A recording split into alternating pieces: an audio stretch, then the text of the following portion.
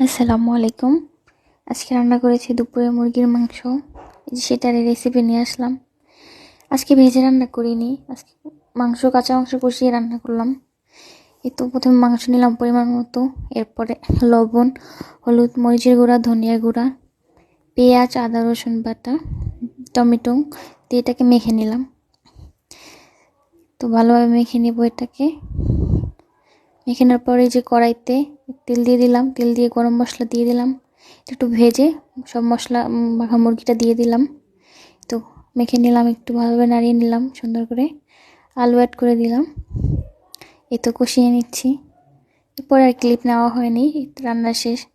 এই তো লাউ শাক ভর্তা করলাম, পেঁয়াজ, রসুন, কাঁচামরিচ, শুকনো মরিচ দিয়ে ভেজে হালকা, তারপরে দিয়ে দিলাম লাউ শাক পাতা, এই তো লবণ দিয়ে দিলাম, বেটে নিয়েছিলাম। এই তো শেষ, ভর্তা বানানো আমার শেষ।